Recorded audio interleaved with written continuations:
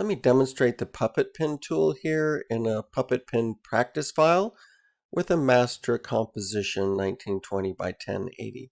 I'm not going to import anything. I'm just going to use my rectangle tool here.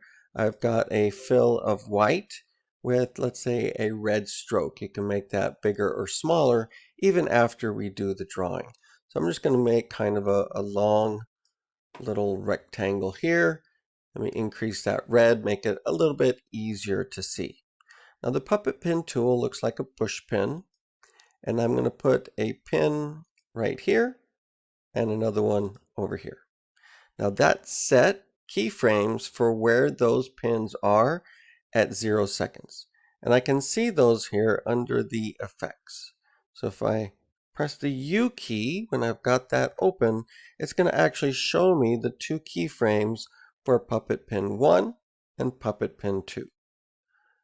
I'm going to go forward in time, just approximating like 1 second, and I'm going to move this up.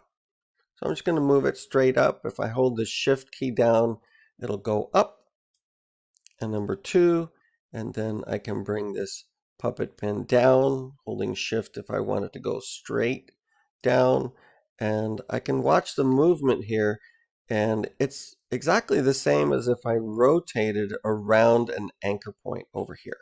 So I'm going to undo that and add them again. So this time I'm going to add one on this end, one in the middle, and one on this end. I'm going to go forward to about 1 second, and this time I'm going to move this up, and you can see how it's affecting the rest of it.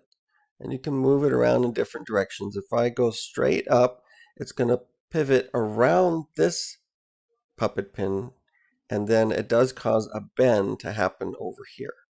Let me go to number 2 seconds, and bring that back down. And you can see how it is affecting the bend. So if I watch that again, it's going to bend upwards and then downwards. Now you don't have to go, of course, straight up and down. This time I might bring it back some. And you'll notice you start getting some strange behavior when you get too close to the other puppet pin. So having a little bit of distance there really helps a lot. So I'm going to take that one up and maybe make this one go back a little bit and then go forward and bring that down. You can see your path, like we can go back to that same point where we did before, and this time go up a little higher, and you can get all sorts of movement from what would otherwise be just a stiff rectangle. So getting a handle on how this puppet pin tool works can take some practice. Your first set of pins and animation is not going to do exactly what you want it to do. Retrying is really necessary in order to do this well. I can go to this puppet mesh, that's what they call this, and I can press delete on my keyboard and get rid of them all at once rather than Control Z undo. And let's try and do something else. So I'm going to take that puppet pin and I'm going to make a little bit of a fence. So if I click and make a couple of puppet pins there, I'll get less movement beyond it. So let me show you what that means. So if I click here and then I go forward to 1 second and I move upwards or downwards, it holds a little bit steadier there. And if I put this fence right here, so I'm just going to put a bunch of puppet pins, so 3 pins, and now as I move this, you can see that I get less movement being translated past it to the other side. This really sticks a lot better. All right, so let me give this a try here. I'm going to delete that mesh and add in one here, one here, one here, and one here. That's at 1 second. So really, you can see that, hey, I've got some keyframes there. That's a circle, so I can't really see them very well. Pressing the U key reveals any keyframes that have been placed. So if I messed up, I can actually take those and move them back to this point right here. I know I'm right on that 0 second mark because these all turn blue.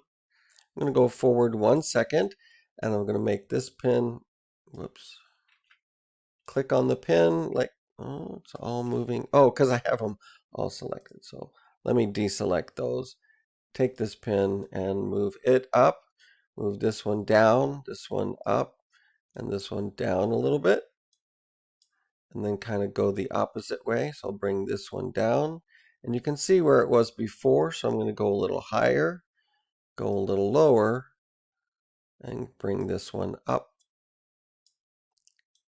Go and just kind of put it back to its previous position. Bring this one down a little further. And just experimenting with this and trying to figure out how this works. And then going back and watching how it can have some interesting movement there.